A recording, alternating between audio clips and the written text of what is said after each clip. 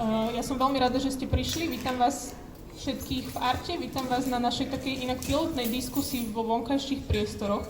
Takže sa teším, že nám vyšlo počasie. Vítam vás, milí hostí, ja vám ich za chvíľku predstavím. Ale čo by som chcela zdôrazniť je, vy ste prišli na diskusiu s názvom či je mesto bicyklov Piešťany pripravené na parkovaciu politiku. Je to diskusia, ktorá je taká pilotná v rámci formátu, ktorý chceme rozvíjať ďalej. Je to formát mestských tém, frekvencia mesta, takže verím, že aj napriek takej palčivejšej téme na začiatok, tak nám ostanete verní aj naďalej. Ale v každom prípade potrebujem zdôrazniť jednu vec, že toto nemá byť diskusia, ktorá má byť akousi nenávisťou alebo negatívnymi nejakými poznámkami na to, čo ide naše mesto zavádzať. Snažíme sa rôzne problematiky brať komplexnejšie a poskytnúť vám ako keby hlbší vhľad do toho, čo rôzne tieto problematiky obnášajú. Takže preto už vítam našich dnešných hostí. Začnem teda pánom, keďže mám mikrofón, prepáč, že vy. Vítam viceprimátora mesta Trnava Marcela Krajča. Ďakujem. Vítam Ivanu Nejmetovú zo Združenia Znepokojené matky, spoluzakladateľku, ale zároveň aj architektku, aby ste mali aj taký profesijný background. Dobrý večer. Vítajte. A máme tu medzi nami samozrejme aj niekoho, kto bude hovoriť vlastne za nás ľudí, pretože sú to nami volení poslanci, Michael Niepel. Dobrý večer, ahojte. A Eva Rohoňová. Dobrý večer, ďakujem. Máme fanklub. Budete si to bohužiaľ musieť takto teda posúvať, ale ďalšia vec, ktorú by som ale na začiatok rada zdôraznila je, že nevidíte tu nikoho, kto by zastupoval mesto fyzicky. Pôvodne tu mala sedieť aj pani Iveta Marčeková, ktorá bola súčasťou tímu firmy v podstate, ktorá vypracovávala koncepciu parkovacej politiky alebo teda regulácie statickej dopravy pre mesto Piešťany. Bohužiaľ zúčastniť sa nemohla pomerne dlhé obdobie, takže preto aj dneska tu s nami nesedí, možno sa k nám vráti pri nejakej inej príležitosti. A zároveň sme sa snažili osloviť a dotiahnuť niekoho aj z mesta, kto pracoval na týchto koncepciách a kto bol priamo pri zrode pravidiel, ktoré nás čakajú. Bohužiaľ ani to sa z rôznych dôvodov nepodarilo, takže veríme, že aj napriek tomu bude táto diskusia pre vás zaujímavá. Nečakajte žiadne konkrétne riešenia ulic alebo od ulice k ulice. Ideme naozaj sa pozrieť na problematiku parkovacej politiky v mestách komplexnejšie. Takže taký trošku ťažší, rýchlejší úvod. Ale teda na začiatok, na odľahčenie, ako ste prišli do Arty. Začneme rovno vami, pán Krajčo. Čo vy na to? Takže asi by sa patrilo, aby som sem prišiel hromadnou dopravou, čo som sa naozaj snažil. Ale bol nejaký incident na vlakovej stanici v Trnave a nepustili nás na nástupištia, tak som sa ponáhľal, aby som vôbec stihol mestský elektromobil zobrať a prišiel som sem na aute. To je zaujímavá poznámka, ten elektromobil, k tomu sa ešte vrátime. Ivana, ty si ako prišla? Ja som prišla z Bratislavy vlakom. Ešte skôr, ako bol ten problém. Incident. Michal, Piešťanec? No, samozrejme na bicykli, hej. Keby som prišiel na aute, tak ma tu asi zabijete, takže... A rýchla otázka, je to účelové, že si prišiel na bicykli? Nie je to účelové, ja chodím, keď môžem, na bicykli vždycky, alebo keď pracujem v Bratislave, tak tam chodím na vlaku. Výborne. Tie, čo chodia teda? Toto je trochu jak taká spoveď, ale... Áno, je to spoveď na začiatok, všetky hriechy ostanú za nami aspoň. Ale prišla som na bicykli, takže som čistá. Ste vyspovedaní, máte rozhrešenie a môžeme pokračovať ďalej. Do roku 2035 pribudne na slovenských cestách ďalších 500 000 aut. Počet osobných vozidiel by tak mohol dosiahnuť približne 3 milióny. Vyplýva to z analýzy Čisto a zbesilo Inštitútu environmentálnej politiky.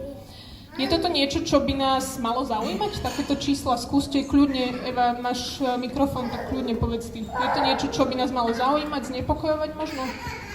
Tak sú to strašné čísla v podstate. Už neviem, či tam máš aj nejaké čísla do histórie, ktoré by sa dali ešte porovnať ďalej, ale ten nárast je obrovský. a podľa mňa nás v tomto smere nečaká nič dobré a v podstate aj keď sa teraz budeme baviť o parkovacej politike a o koncepcii statickej dopravy, ktorá sa tu naprijala, tak to je už len dôsledok vlastne tohto. Že nejakým spôsobom sa k tomu musíme postaviť, pretože inak budeme svet aut a my mesto aut. Takže áno, tieto čísla sú vlastne čísla, ktoré asi stoja za tým, prečo tu možno aj dnes sedíme. Kľudne kdokoľvek chcete povedať k tomuto? Ja by som teda ešte doplnil, v podstate za posledných 10 rokov sa počet aut zdvojnásobil, čo je akože dosť brutálne, by som povedal.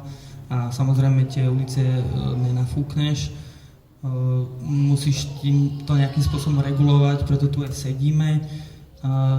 Ešte som teda akože čítal, neviem, Vlado to spomenul, možno aj pani Marcinková, ktorá robila na tej koncepcii, že vlastne tá statická doprava aj vytvára tú dopravu, že keď postavíš parkovisko, postavíš parkovací dom, tak samozrejme máš v podstate aj viacej tých aut v tých uliciach. Neviem, či to úplne chceme. Asi nie. Je to otázka vízie. Ivana, ty máš akú víziu, alebo ako sa ty dívaš na tieto čísla? Lebo ty reprezentuješ také špecifické združenie, povedz nám kľudne o ňom viac, ale povedz teda z toho pohľadu aj členky tohto združenia, ako ty sa dívaš na tieto čísla. A žiješ teda v Bratislave, v hlavnom meste, kde je tá doprava ešte o niečo hustejšia. Áno, no Bratislava je na tom momentálne tak, že máme 700 osobných automobilov na 1000 obyvateľov, čo je extrémne číslo. A teda niektorí ľudia majú zrejme aj viacero aut. Vlastne naša organizácia vznikla asi pred vyše 4 rokmi a my sa v podstate zaoberáme takými komplexnejšími otázkami aj klimatickej krízy. Že my sme v podstate vznikli tak, že sme na Deň Matiek zorganizovali klimatický pochod rodičov. To bol taký náš prvý impuls, že videli sme, že študenti štrajkujú na uliciach, tedy vlastne Greta Thunberg začala rozbiehať to svoje hnutie a my sme si povedali, že no tak ale my nenecháme tie deti štrajkovať samé, že nám na nich záleží a chceme, aby mali lepšiu budúcnosť, tak budeme vlastne sa snažiť robiť všetko preto. A doprava je jeden z najväčších vlastne tvorcov emisí a na Slovensku je to jediné odvetvie, kde tie emisie stále rastú. Že my sme od roku 1990 vo väčšine tých sektorov tie emisie znížili, ale naopak v doprave to rastie a nevidíme, že by sa naša vláda alebo naše samosprávy k tomu nejak razantne postavili a preto vlastne sa venujeme týmto témam a upozorňujeme na to a chodíme za politikmi, stretávame sa s nimi a robíme ten verejný tlak, aby sa to zmenilo. A vlastne parkovacia politika je jeden z tých nástrojov, ale teda musí to byť komplexne zahrnuté do všetkých tých politík, ktoré sa týkajú dopravy a týkajú sa aj mestského plánovania. Áno, k týmto súvislostiam sa ešte dostaneme určite, ale teda povedzte mi vy, tak predpokladám, že v Trnave teda tie čísla rastú tiež, ale Trnava ide dosť dopredu aj čo sa týka alternatívnych spôsobov dopravy, tak ako to vyzerá aktuálne s automobilovou dopravou v Trnave? Ako by ste to vy zhodnotili? Ja by som vedel o tejto otázke hovoriť minimálne hodinu až dve, o tej budúcnosti, ktorá nás čaká. A vedel by som vám o tom rozprávať už z mojej krátkej viceprimátorskej praxe, už aj veľa skúseností.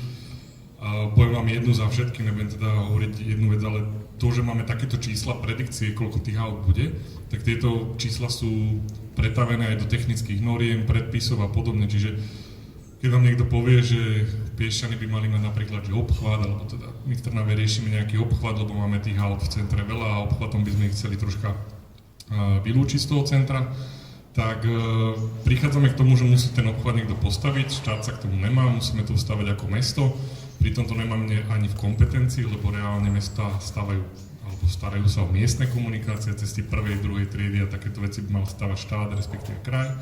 No a prichádzame k tomu, že chceme to stavať, nemáme na to ani kompetenciu, čiže musíme si vôbec tú kompetenciu vybaviť, aby sme to mohli postaviť. A keď sa dosáme k samotnej realizácii, tak podľa technických noriem musíme stavať stavby na 30 až 50 rokov. A máme to stavať pre takéto čísla aut, to znamená, že máme všade stavať veľkokapacitné križovatky, ktoré vám robia totálne bariéry v celom meste. Jednoducho, keď si to chcete predstaviť, tak máte cez Piešťany stredom železnicu a viete, že máte len pár bodov, kde môžete tú železnicu jednoducho prejsť. A obchvat je niečo také, to je jednoducho taká stena, urbanistická stena, ktorá vám rozdeľuje to mesto a robí ho také, My sa snažíme, aby to mesto bolo také mestotvorné, bolo pre ľudí a takéto bariéry sú aj hlučné, sú aj nebezpečné a jednoducho naozaj robia také steny v tých mestách. A my by sme, ak už máme robiť nejaký napríklad obchvat, tak by sme ho chceli postaviť taký, aby nebol takouto stenou v tom meste, aby bol súčasťou toho mesta. No ale to nám nedovolujú tieto technické predpisy a napriek tomu, že máme snahu aj zainvestovať do toho milióny, tak nemôžeme do toho postaviť, lebo chcú od nás, aby sme postavili stavbu za desiatky miliónov. A prakticky úplne zbytočne len preto, lebo predikujú naše technické normy s tým, že tých aut bude veľa a to je budúcnosť, ktorá nás čaká a máme sa tomu akože prispôsobiť.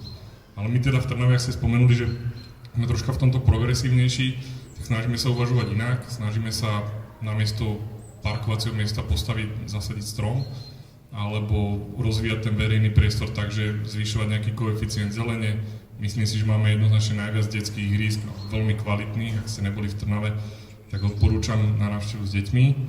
Naozaj, toto je priestor, keď my investujeme obrovské peniaze a už sa to dá datovať do miliónov, do detských ihrísk, kde by ste sa postavili v x mestách a povedali by vám, že radšej by to dali do ciest, do opravy ciest.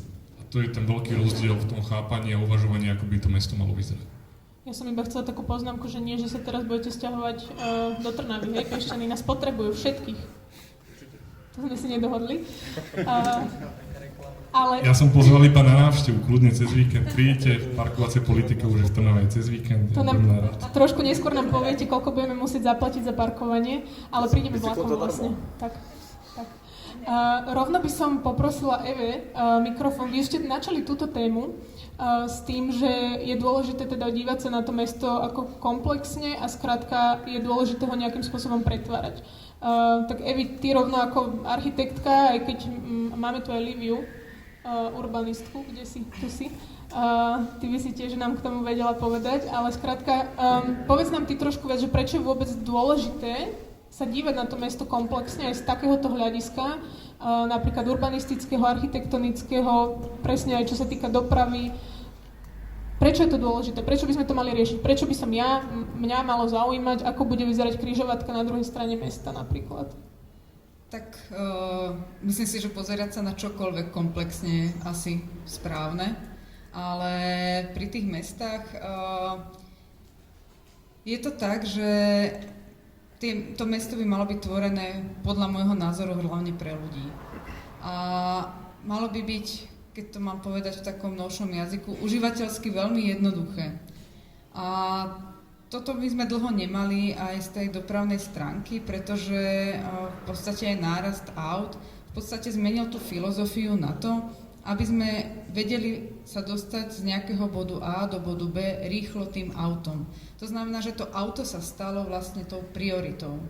A tak ako hovoril aj pán viceprimátor z Trnavy, vzniklo nám takto strašne veľa bariér v meste, ktoré teraz musíme opravovať. Ale toto sa asi vždy deje v nejakom procese, že prichádza niečo, na čo musíme nejakým spôsobom reagovať a musíme to mesto tým pádom pretvárať. Ale máme na to niekoľko aj dokumentov, ktoré by napríklad mohli myslieť dopredu. Pre mňa je to samozrejme územný plán, alebo aj rôzne koncepcie a ďalšie dokumenty, ktoré sa na územný plán naväzujú. A z rôznych analýz, dát, diskusí, širších, užších a tak ďalej by vlastne malo vzísť, že čo je ten problém, ktorý nás bude ťažiť do budúcna. Čiže mali by sme vedieť už aj predpokladať a vlastne formou toho územného plánu by sme mali vedieť nastaviť tie procesy v meste lepšie. Ale myslím si, že úplne najzákladnejšie je to, aby to mesto bolo pre ľudí. To je tá potreba toho dneška. A to je vlastne to, prečo pristupujeme napríklad aj k týmto parkovacím politikám, pretože jednoducho to nie je niečo, nad čím by sme my teraz uvažovali, že to urobíme do budúcna. To je napríklad to, čo my už robíme post. Pretože naozaj tie auta sú prebujnené. Takže tam ako keby sme možno úplne aj nezvládli tú situáciu, pretože naozaj teraz sa to už robí veľmi ťažko. Možno, že sme nad tým mali už uvažovať trochu skôr. Určite, ja vám kľudne dám mikrofón, takto, ale potom mi ho vráťte, dobre? Ja len takú súku, keďže to je diskusia, to som celkom častokrát opakoval a spomeniem ten územný plán, neviem, či všetci máte predstavu, čo to je nejaký dokument strategický mesta, ktorý hovorí, kde sa stavať môže, čo sa môže, kde má byť park, zelene jedno s druhým. To tento dokument vypracováva nejaké oddelenie. My máme teda odbor územného rozvoja, kde máme hlavného mestského architekta a samozrejme sú to nejakí odborne vzdelaní ľudia. Ale to, čo je vlastne potrebné povedať, že na konci dňa tento strategický dokument schválujú poslanci. My sme v Trnave celkom taká šikovná parta, ale nemáme ani jedného urbanistu medzi nami. A máme našťastie v komisiách nejakých šikovných ľudí. Ale teda na konci dňa o tom územnom pláne rozhodujú poslanci. Ktorí nie sú odborníci. Nie sú odborníci a častokrát veľmi nevzdelaní v pohľade urbanizmu, mestotvorby a podobne. A častokrát sa tým pádom môžu poschvaľovať rôzne, nazvime to, developerské projekty alebo rôzne rozvojové štvrte, ktoré, nechcem tak akože povedať to na vulgárne, tak neberte, ale ktoré sú tvorené jednoducho pre biznis a nie preto, aby sa tam dobre žilo. A to sú ďalšie a ďalšie bariéry, ktoré v tom meste vznikajú. Takže ja verím tomu, že keby o územnom pláne rozhodovali architekti a urbanisti, tak by dneska mesta vyzerali oveľa lepšie. A na konci dňa o tom rozhodujú komunálni politici. Ale tak samozrejme máme tu aj určité prístupy, ktoré ukazujú, že možno, že nie tie rozhodnutia boli vždy správne. A tomu napríklad teraz nasvedčuje aj zmena normy presvetľovania, že napríklad momentálne máte veľmi často apartmány v intraviláne alebo jednoducho v meste, pretože nesplňajú tie nové stavby, nesplňajú normy. Napríklad nemajú oni palčivejšie problémy? Je to naozaj tak zle s tou našou dopravou? Lebo v Bratislave, áno, ty si povedala, že my už sme vlastne pozadu. No Bratislava táto mala riešiť 15 rokov dozadu, neviem, či viete, ale Bratislava zavádzala parkovaciu politiku vlastne až v posledných 2-3 rokoch. Trenčín bol od roku 2017 dokonca, oveľa skôr. A my zavádzame teraz a je tam kopec ďalších miest. Tak čo, nemáme palčivejšie problémy? Je to naozaj také zlé v tých Piešťanoch? Lebo tak predsa len zvyšovali sa dane za odpady. Michal, nemáš takú ľahkú otázku, ale poď na to. Si to hodila na mňa. Palčivejšie, je tu podľa mňa teda kopec palčivých vecí, ktoré by sa dali riešiť. Parkovacia politika, alebo teda vlastne prvá tá koncepcia vznikla, myslím, 2019 alebo 2020 to schvaľovali, takže akože tá parkovacia politika sa tu nerieši, že teraz, tento rok, akože už nejaký čas sa proste o tom odborníci bavia, že teda je to nutné, treba to spraviť, spracovali to, merali to, zberali dáta, že proste koľko máme parkovacích miest, koľko tu máme aut, kde sa parkuje, kde sa neparkuje. Takže nie je to, že teraz sme začali niečo riešiť, parkovaciu politiku, máme aj kopec iných problémov, ale myslím si, že toto je jeden, teda akože za mňa, jeden z tých takých akože dosť dôležitých. Neviem, čo si tam nadhodila tie odpady, samozrejme riešime aj tie odpady. Tak samozrejme ja tu akože môžem zacitovať aj z Facebooku komentáre ľudí, pretože to sú ich názory. No, tak áno, parkovacia politika má znemožniť bežným ľuďom prepravovať sa, parkovanie minimálne pre občanov mesta by malo byť službou obyvateľom a to bezplatne. Takže poďme sa baviť, je parkovanie právo alebo výsada? Ja by som ešte možno rada zareagovala aj na tú predchádzajúcu tvoju otázku. Určite sú aj rôzne iné problémy, ale ja si myslím, že sa máš venovať celej škále problémov a naraz. Akože to, že máš nejaký iný problém v nejakom inom odvetvi, neznamená, že na všetky ostatné sa teraz vykašlem a idem riešiť len tento. No nebudeme riešiť len zimný štadión, dúfam celý čas. To dúfame všetci. Budeme riešiť snáď aj niečo iné, hej. Tak práve preto je dôležité sa venovať všetkým súčastiam a všetkým problémom nejakým spôsobom naraz. A dokonca ja si myslím, že aj financie, ktoré sa nejakým spôsobom vynakladajú, by mali byť tiež rozdelené nejakým spôsobom rovnomerne, aj keď samozrejme to nejde urobiť úplne, ale jednoducho mala by sa rozvíjať každá časť toho mesta, aj Kocúrica, samozrejme. Takže to bola ešte odpoveď na tú predchádzajúcu otázku, ale to si mala, myslím, aj ďalšie. A mala som ďalšiu na tie teda komentáre. Má byť niečo bezplatné, či by nemalo byť teda parkovanie. Je niečo zadarmo? No, povedz, presne. Je niečo v živote zadarmo? Že by malo byť zadarmo. Je parkovanie ľudské právo? Je parkovanie ľudské právo. V mestách. No ja to môžem rovno povedať, nemám žiadnu politickú funkciu, tak to môžem rovno povedať, že nie. A ideš na vlak do Bratislavy. A myslím si, že očakávať, že verejný priestor by mal slúžiť na to, aby si tam niekto skladoval svoj súkromný majetok, je úplný nonsens. A myslím si, že je to aj také dosť nespravodlivé voči ľuďom, ktorí auta nemajú a ktorí sa chcú prepravať inak, alebo jednoducho voči nášmu verejnému priestoru je to dosť akože negatívny krok, keď tam dáme zadarmo parkovisko pre niekoho. Takže ja si myslím, že ulice by mali plniť veľmi veľa funkcií a parkovanie by malo byť asi posledné, čo by sme mali myslieť. Super, presne vám som chcela dať teraz, aby ste pokračovali alebo nadviazali trošku v tom, že vy tým, že už v Trnave postupne politiku parkovaciu zavádzate, aktuálne máte rozfazovaných vlastne, alebo rozzonované celé mesto, ak som to správne pochopila, tak vy už viete možno tak trošku sa aj spätne pozrieť na to, že odkedy ste začali zavádzať parkovaciu politiku, ako sa vyvíjala situácia, aj čo sa týka možno názorov ľudí v meste, aj čo sa týka, či vidíte prvé výsledky, a máte určite viacej skúsenosti aj s inými mestami, pokiaľ ste to konzultovali predtým. Ja začnem teda tak od začiatku, skúsim to naozaj skrátiť.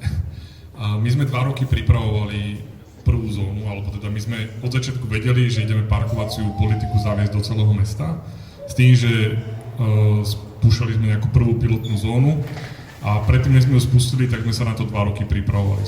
Pripravovali sme sa aj na konzultáciách v Trenčíne, a absolvovali sme veľký doslova poslanecký meeting vo Viedni, tam sme oslovili Viedeň. Viedeň zavádza parkovaciu politiku 70 rokov. Pán, ktorý sa nám venoval a robí na parkovacej politike 35 rokov, čiže naozaj bohaté skúsenosti a preto hovorím, že to bol poslanecký meeting, lebo možno to bola aj taká otázka na tú predchádzajúcu, teda odpoveď na takú predchádzajúcu otázku, že prečo napríklad Bratislava to nezaviedla skôr, no lebo potrebujete politickú vôľu. A jednoducho, keď nie ste o tom presvedčení ako človek, teraz máte vstúpiť do komunálnej politiky a začať hovoriť o parkovacej politike, nerozumiete tomu, neviete o tom a ešte to máte presadzovať, tak vlastne je to taká politická sebevražda pre toho človeka, čo tam chce vstúpiť, lebo to ani nevie vysvetliť, čo vlastne má robiť. To bol ten poznatok náš, že my sme vedeli, že to je správne, ale nerozumeli sme tomu, tak sme sa aj poslanci, nielen zamestnanci úradu, o tom vzdelávali, boli sme v tej Viedni a tam okrem iných dôležitých informácií, ktoré sme sa dozvedeli, povedal ten pán, že viete, že to je taká sranda, že do roku 1928 alebo plus takýto minus rok vo Viedni fungovalo to, že keď ste išli s koňom a s vozom po Viedni, ste mohli samozrejme, ale v momente, ak ste odstrojili toho koňa a nehali ste ten voz na ulici, tak ste dostali basu. Jednoducho vy ste sa nepostarali o ten svoj voz, nehali ste odpad doslova pre mesto na ulici, a išli ste na noc do basy za to. To bol akože prvý trest. A keď ste to neodstránili potom peňažný a začali vám siahať na majetok. Zrazu prišli autá a nehali sa na ulici len tak, zadarmo. A nikomu to nevadilo, žiadne tresty a nič. A keď to chcete filozoficky sa na to pozrieť, no tak si predstavte dneska mňa, že si túto budu láhnem, rozťahnem si karimatku na parkovacom mieste a vyspím sa tam. No, ja sa tam vyspím. No do rána budem v novom čase, že viceprimátor Trnavy spí na ulici v Piešťanoch. Ale keď tam nechám auto, tak je to v pohode. A to je ten veľký rozdiel.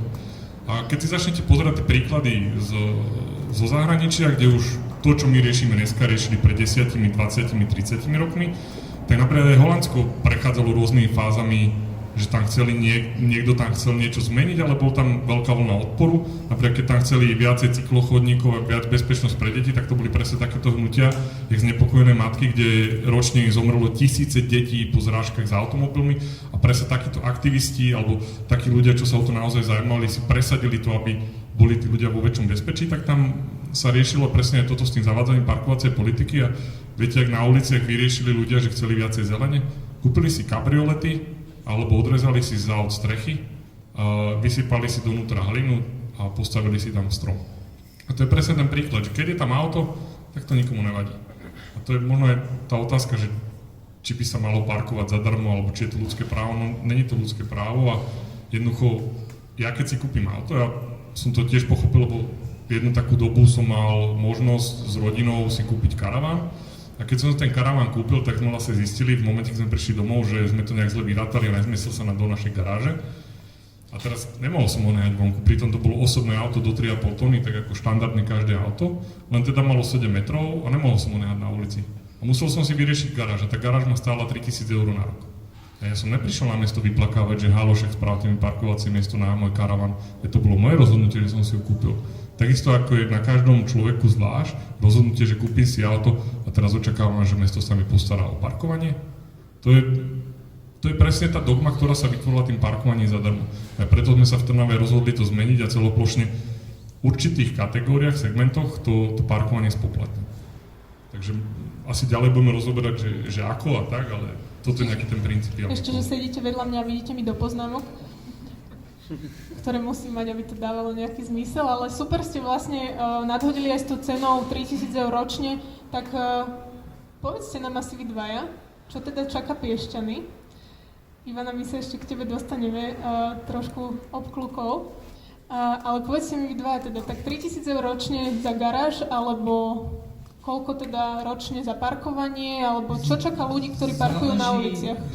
Alebo tam spievam, mne sa to veľmi páči, tento nápad. Keď si kúpim parkovaciu kartu, či sa tam budem môcť vyspať na tom parkovisku. No ale v podstate my ponúkame, akože parkovacia politika ponúka rôzne typy kariet, či už sú to zonálne, ktoré začínajú na 40 eur za prvú kartu, alebo teda rezident mesta, ktorý môže parkovať v podstate v celom meste za 80 eur, myslím. Cena tejto karty v pôvodnom návrhu bola ešte vyššia, bola 160 eur a myslím si, že iba my sme boli za to zachovať túto cenu. My dvaja, a to je presne tá politická vôľa, ktorá nebola, nám sa podarilo zdvihnúť tú kartu, teda nie, že zdvihnúť, dať na pôvodnú cenu 40 eur, ktorá bola v koncepcii, ale že boli tu také pokusy, že dávať to zadarmo, čo vlastne nie je akože regulácia, hej.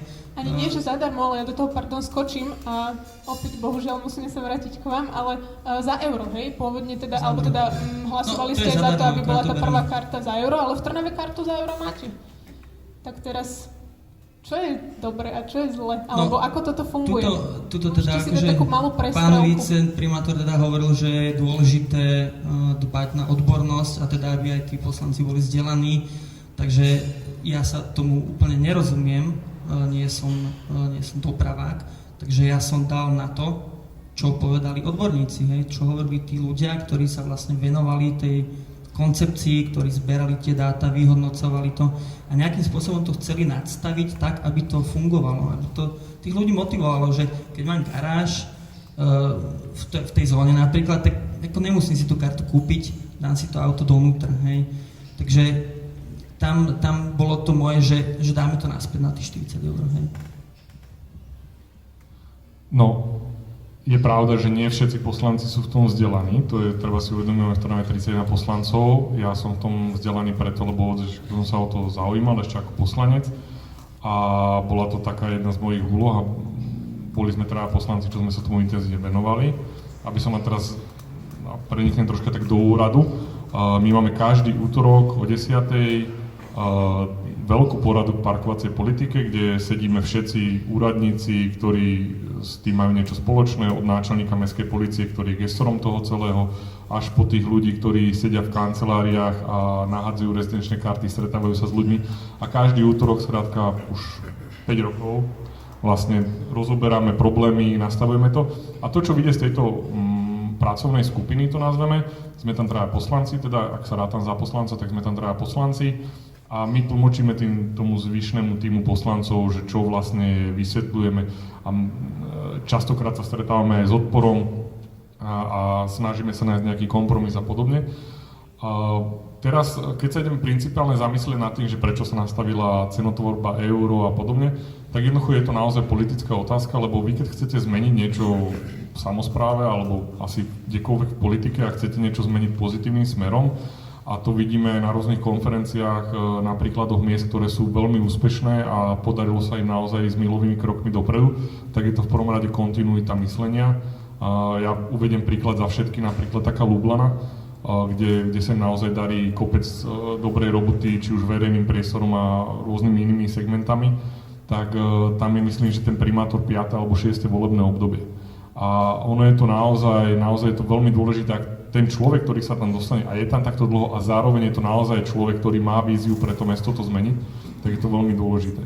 A my sme vedeli, my sme začali zavádzať tú parkovaciu politiku viac menej na začiatku predchádzajúceho volebného obdobia a my sme tak svojím spôsobom aj kalkulovali, že jedna vec je nastaviť to úplne striktne správne, tak jak už to má nastavené Viedeň, lebo keď to funguje vo Viedni, ten princíp je rovnaký.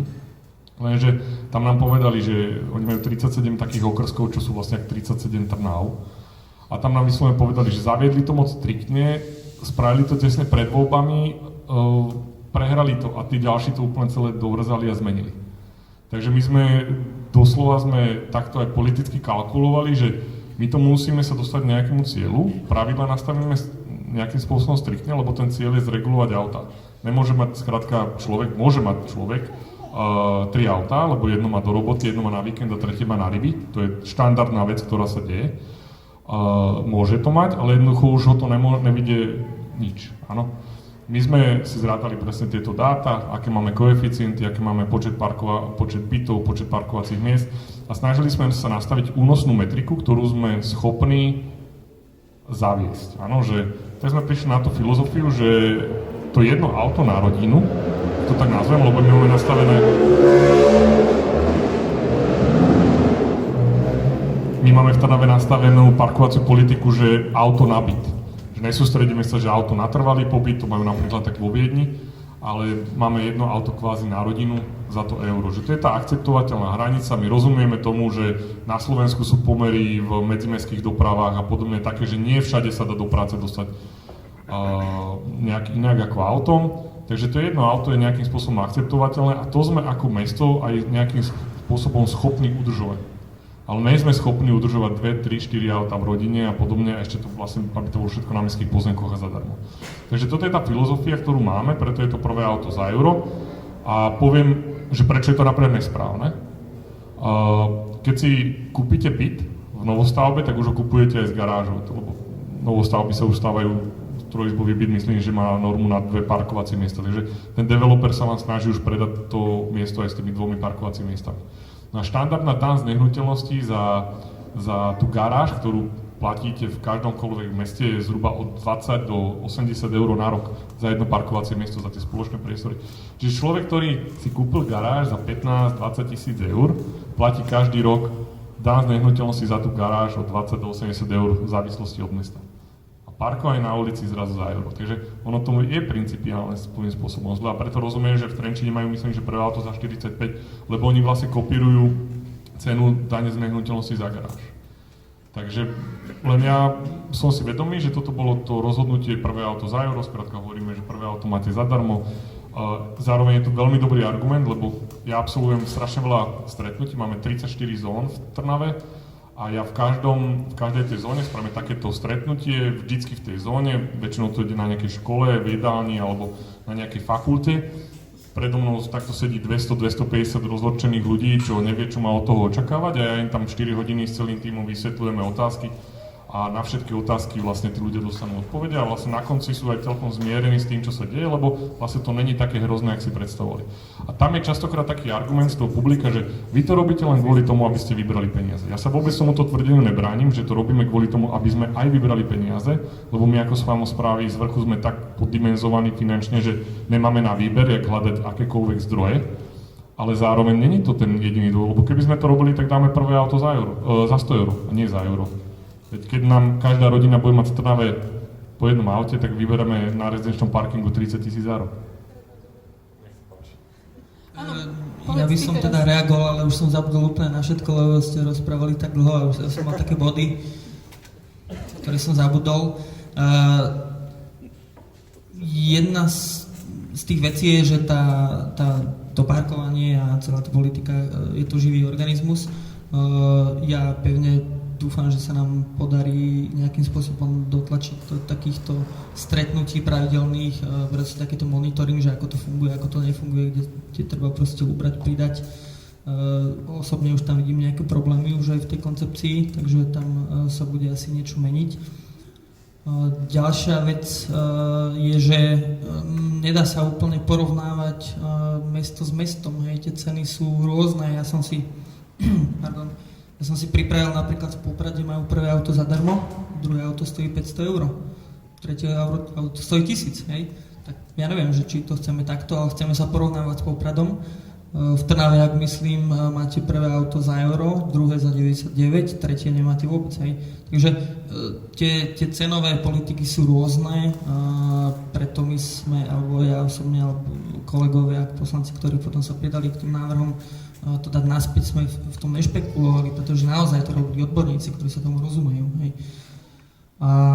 Ja ti do tohto rovno skočím. Skoč, lebo už som zabudol, na čo som nepamätám tak rozmeňme si teda na drobné to, že vy ste povedali, že to nie je len akože je to aj o vyberaní peňazí, ale tie peniaze kam teda pôjdu, kam ich investujeme, lebo vy ako poslanci ste zaviazali v podstate mesto vo VZN-ku nejakou reinvestíciou, ale skúste nám o tomto vy dvaja povedať možno viac, dohodnite sa kto.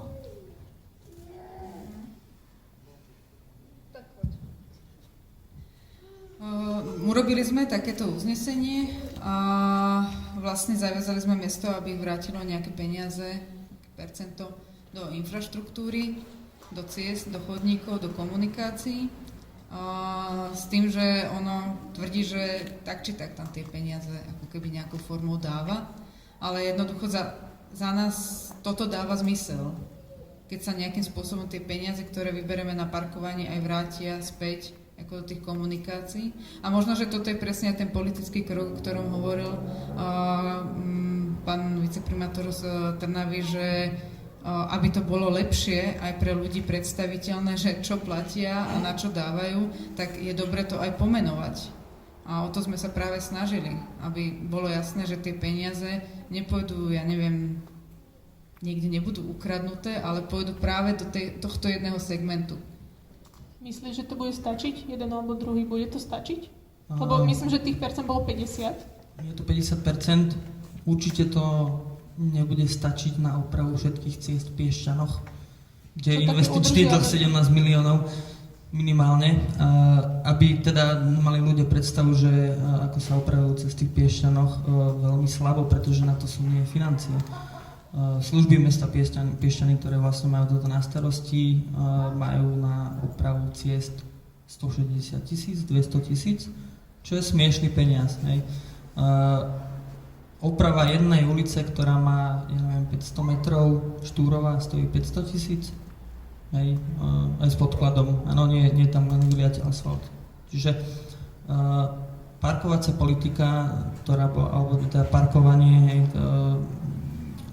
ktoré bolo doteraz, prinášalo nejakých zhruba 600-700 000 ročne, ale tieto financie museli byť použité aj na nejaké iné veci, pretože to mesto sa nestará iba o cesty, sú tam aj ďalšie veci. Hej. A my sme práve že zaviazali mesto, že dobre, keď už teda akože tí ľudia majú platiť za to parkovanie, aby aj politicky to bolo stráviteľnejšie možno aj pre nich, tak sme hovorili, že dobre, tak 50% z tých výnosov budeme investovať do tej dopravnej infraštruktúry, či už sú to cesty, cyklochodníky alebo čokoľvek iné, čo sa týka dopravy, aby sa to niekomu hýbalo. Samozrejme, že to nebude stačiť, ale je to nejaký signál, že bude sa niečo diať. Áno, v krátkosti, potom by som Ivanu poprosila, aby sme ju zapojili. Ja viem, teraz sme sa bavili o peniazoch a o tom, čo bude znamenať, koľko sa bude platiť a aký z toho bude výber. Ale trochu sme podľa mňa odbočili od toho, že prečo niekde sa reguluje takými cenami, niekde sa reguluje inými cenami. A je to jednoducho aj kvôli tomu, že v každom meste je iný ten život tých ľudí, ktorí v ňom bývajú. Inak pracujú, inokedy chodia do práce, inak žijú, inak bývajú a tak ďalej. Čiže nedá sa porovnávať regulovanie v Trnave a regulovanie v Piešťanoch. Môžeme sa baviť o tom, že môžeme porovnávať regulovanie, neviem, v sídliskách a v sídliskách niekde inde. Ale každé mesto má svoje špecifika, akým spôsobom treba regulovať a či treba regulovať. A keď treba regulovať, tak potom si treba povedať aj kedy. Napríklad tu zaznelo, myslím aj od niekoho, že v Trnave sa cez víkend neplatí. No už sa bude platiť, ale je otázka, bolo treba v Trnave cez víkend regulovať parkovanie? Lebo v Piešťanoch áno, v Piešťanoch bol problém cez víkend s parkovaním. Čiže zavádzanie parkovacej politiky a poviem to slovo regulovanie je hlavne vtedy, keď ho potrebujeme. To To znamená, že aj na mnohých miestach v Bratislave sa trebárs neplatí, pretože to tam zrovna vtedy nepotrebujú regulovať.